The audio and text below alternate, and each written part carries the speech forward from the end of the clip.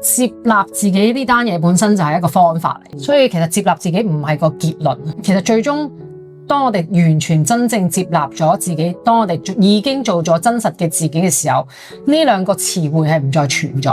點解我要講做真實嘅自己啊？就係意味住有一個唔真實嘅自己存在啊嘛。係咪？我點解要接納自己啊？就係意味住我有唔接納自己嘅部分，我先會講去接納自己啫。咁所以當我如果真心完全地接納自己嘅時候咧，翻返去咩啊？我一路咁耐以嚟一路講嘅嘢就係自然啊。就係所有嘢係自然嘅流動，你唔再需要去好，即係你 feel 到嗰個接納自己，我要用力嘅，係有嘢要做，就有嘢要做，變成一個 doing。咁但係 OK 嘅，因為喺個修煉嘅過程當中咧，我哋的而且確係未接納自己。咁我哋起碼知道自己嘅起點，我哋呢刻係未接納自己，然後我哋學習點樣去接納自己，就係啱啱我講緊啦，我哋認清我哋嘅陰影啦，認清我哋過去有啲咩嘅創傷，可以療癒自己啦，然後可以學識睇到我哋自己有咩嘅信念，然後學識去放低啦，可以接納我哋嘅情緒，然後去完整地體驗佢啦，呢啲全部都係方法。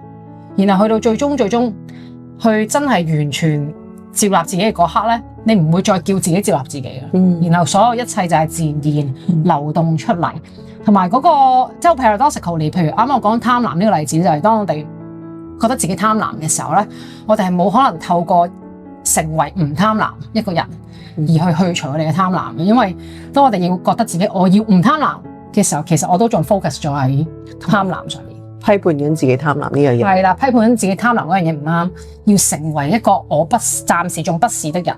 所以我哋仲喺一個 future， 仲喺一個未來度，我哋唔係喺當下。其實修煉就係不斷去回歸當下，回歸當下。當我哋看見自己有貪婪呢個特性或者呢個趨向嘅時候咧，我哋就睇到我哋，咦，過去點解會咁做？我點解選擇咗要去貪心攞咗人哋啲嘢咧？我點解咧？開始了解自己啦，看見到自己有呢個趨向嘅時候咧，其實我唔需要好用力改變嘅，因為一個看見就係等於你喺黑暗當中開着咗個手電筒照住佢，然後照住佢嗰樣嘢，喂，你嘅恐懼當俾嘢照住嘅時候，佢就唔能夠存在。嗰個就係好似我哋床下底嗰隻鬼。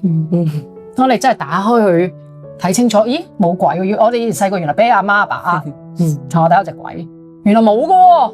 原來嗰個我哋一路恐懼嗰樣嘢，其實根本係不存在。所以我哋要做嘅唔係要用力去除嗰個我哋唔中意嘅特質，而係看見佢，容許佢。